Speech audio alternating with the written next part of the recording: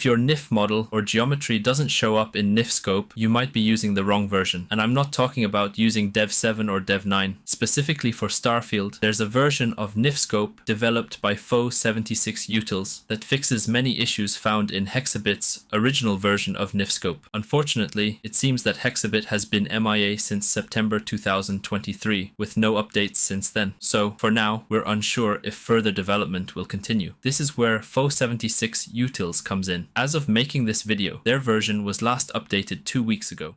To download the latest version of NifSkope, head to your preferred search engine and type in GitHub Fo76Utils NifSkope for the most accurate result. Once on the GitHub page, click on Fo76Utils in the upper left corner to go to their profile. I'm not a GitHub expert, but I'll guide you through it. On their profile, go to the Repositories tab and find the repository titled NifSkope. Click the blue text that says NifSkope. Once you're in the repository, either navigate to the Releases tab and click on the latest release, or scroll down to the README section and click the blue Releases text. Both options should take you to the same page. Now for choosing the correct version. When you arrive at the download options, don't download everything. Look at the file endings to see which version is for your operating system. Since I'm on Windows, I'll download the Windows version. There are 2 versions for Windows. One ends with GCC and the other with Clang. Download the GCC version. If it doesn't work for you, try the Clang version instead. Once you've picked your version, save it to the same drive where you've extracted your BAE files. Extract the zip file to your preferred folder. Personally, I've created a dedicated folder for all my Starfield modding tools. Now for launching and setting up NifSkope, open the folder where you extracted the files and launch nifskope.exe. After launching, go to the Settings tab to set up both the Starfield data folder and your extracted BAEs. In Settings, navigate to Resources, then the Game tab, which is usually auto-selected. Under Starfield, set the folder path to your Starfield data folder. Make sure the checkbox next to Enabled is ticked, then click Apply in the bottom right corner. Setting the BA's folder path is done by looking at the upper left corner of the Resources tab. Click on the Paths tab. Here, you'll set the folder path for your BAEs. Click Add Archive and navigate to the data folder where your extracted BAEs are stored. If the models still don't show up, try adding paths to specific subfolders like Materials, Meshes, or Geometries. After adding the correct paths, click Apply. Now that NifSkope is set up, you're ready to open your mesh. Go to File, then Open, navigate to your BAE folder, find the Meshes folder, and select the mesh you want to view. You can also open any NIF files you've exported from Blender. Your model should now show up in NifSkope. Thanks for watching this video.